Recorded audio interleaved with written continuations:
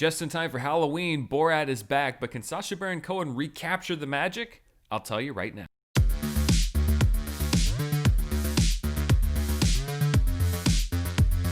Hello everybody, welcome to my review of Borat, subsequent movie film, and then followed by a long subtitle that actually keeps changing throughout the movie, so I don't mind calling it Borat, subsequent movie film, or Borat 2, whatever floats your boat. This was a somewhat surprising sequel to the first Borat movie, which came out, believe it or not, 14 years ago. And if you watch the news, you will see sequences of this movie that seem familiar because Sacha Baron Cohen is always doing crazy stuff. And there are a few things in this movie that he did that made the news. For example, an appearance at CPAC, the conservative conference, an appearance at a anti-mask rally, and then an interview with Rudolph Giuliani that made the news because Rudy Giuliani apparently called the police afterwards. So you will see some little bits and pieces of this movie, but it is pretty impressive that they were able to keep it effectively under wraps, at least for the most part, to the general public for many, many months while they were producing the film. Now, as you can imagine, because Sacha Baron Cohen and the character of Borat have always had a very satirical bent, it takes square aim at America, at American culture, and particularly at our culture right now. And I think that's where some of the movie's strengths lie, and also some of the places where it falls a little bit short when you compare it to the first film. And, you can't judge one movie based solely on the quality of the first film. But the first Borat movie was so funny, was such a big hit, and it seemed like was something that you could see everywhere and that was enjoyed by just about everybody. I mean, the Halloween costumes, the catchphrases, it was almost like Austin Powers. You'd be hard-pressed to find somebody who didn't like the first Borat movie. I think here you're going to find a little bit more of a variance of opinion, and that's largely because America is in a different place than it was 14 years ago. And the movie takes that on, really head on, but in a way that I think might date the movie a little bit more than the first one. The first Borat movie is a satire and a spotlight on American culture, but it doesn't really draw any boundaries. At least I don't think it does. There's no boundary on the idiocy on display in the first movie, and I'm sure that those people had their own political leanings, but this movie takes place squarely in the realm of politics. The basis of the movie is that Borat is bringing his daughter Tutar to the United States to be made a gift to a prominent United States political figure.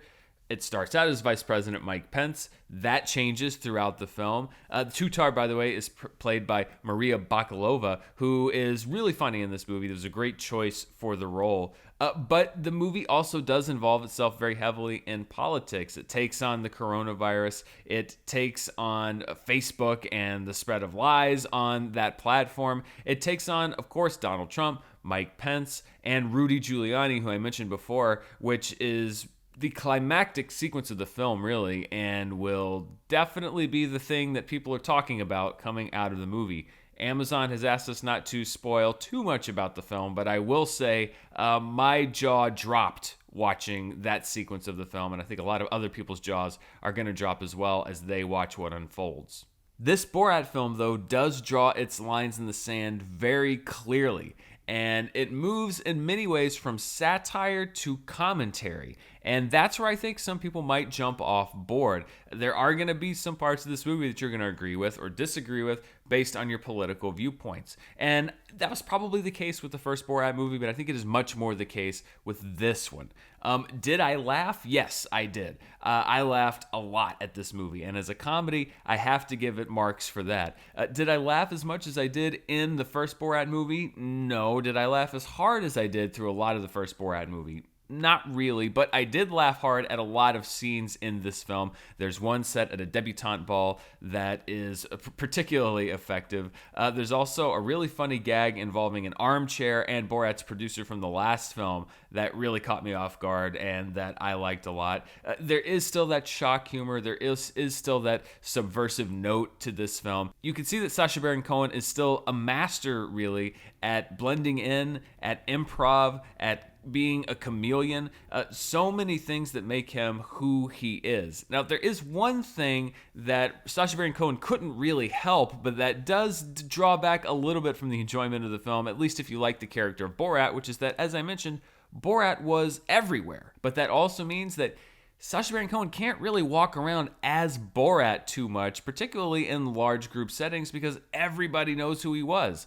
Back when they were making the first film, unless you were a watcher of British television or HBO, you probably didn't know who Borat was. So a lot of the movie, Sacha Baron Cohen is playing Borat, but is in disguise as other people, which they say quite openly is because he keeps getting recognized. However, that does draw back a little bit because you are watching Borat, but you aren't in a lot of ways.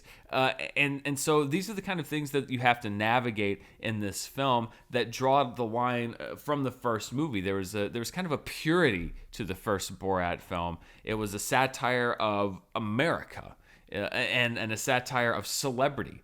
This movie is very much a more focused satire and commentary on America right now. And while that is effective in a lot of spots, and like I said, I laughed a lot, I think it is going to lose some of that as we go because it is tied to the election in a way that not a lot of comedies are. You know, comedies are always struggling with timeliness. I think the first Borat movie is pretty timeless.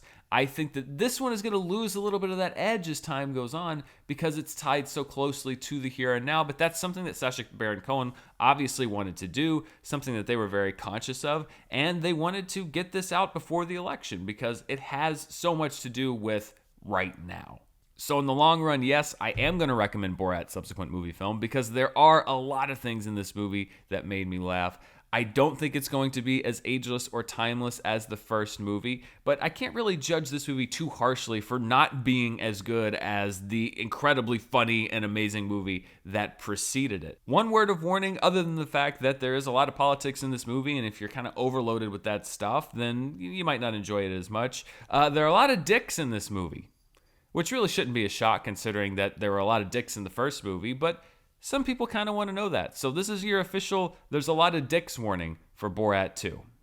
Ultimately, though, dicks aside, if you're looking for a 90-minute comedy that's going to make you laugh, I think Borat's subsequent movie film is going to be that thing for you. And it is going to be very interesting to see what the fallout from this movie is. Borat opens, in today's parlance, on Friday on Amazon Prime. That's where you can catch the movie. So are you excited for the second Borat movie? Are you going to stream it this weekend? Let me know down in the comments below. And if you want to check out even more of what I'm doing, you can check me out on Patreon at patreon.com/Dan Murrell. We're still doing 31 Days of Halloween. Lots of fun stuff as well as movie commentaries, my monthly movie club, watch-alongs, all sorts of fun stuff. Check me out there. Also, don't forget to subscribe to my podcast, All My Movies. It is on audio, wherever you can find podcasts, Apple, Stitcher, Spotify. You can also find it here on YouTube, over on the Schmodown Entertainment Network.